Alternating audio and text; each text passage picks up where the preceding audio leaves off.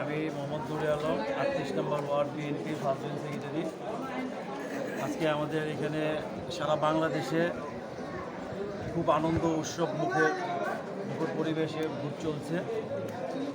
আমি এতটুকু বলতে পারি, আমরা যে 16-17 বছর ভোট দিতে পারিনি, সাধারণ মানুষ ভোট দিতে পারে নাই, আজকে এই ভোটের উপস্থিতি দেখে আমাদের এত ভালো লাগছে যে আসলেই এই ভোটের একটা পরিবেশ যে কীরকম হয় এটা আর কি না দেখলে আর কি, ভোট ইলেকশন না হলে এটা বোঝা যায়।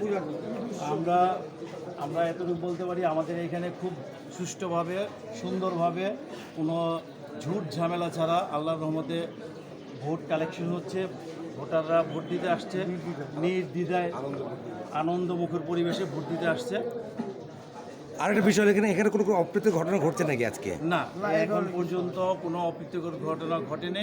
তবে আইন শৃঙ্খলা বাহিনী যারা আছে, সেনাবাহিনী, র্যাব, পুলিশ, এই বিজিপি, সবাই এই ভোটে সার্বিকভাবে তারা পর্যবেক্ষণ করছে এবং তারা খুব ভালোভাবে দৃষ্টি রাখছে যাতে কোনো ধরনের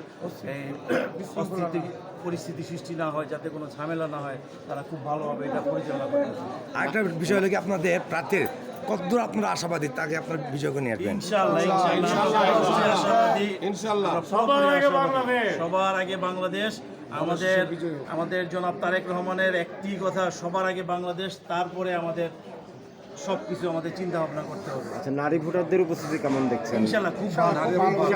নারী ভোটাররা তারা নিজেরাই আসতেছে। আমি প্রথম আর কি যখন ভোট দিতে ঢুকি, একজন নারী ভোট দিতে যাবে তখন 7:30 প্লাস, কিন্তু গেট খুলতেছে না, কিন্তু সে এতটুক আর কি হয়ে গেছে যে তাড়াতাড়ি এটা খোলেন, আপনারা ডিলে করতেছেন কেন?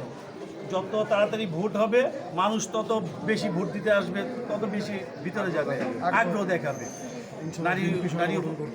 নারী উপস্থিতি খুব ভালো ইনশাল্লাহ। ধন্যবাদ।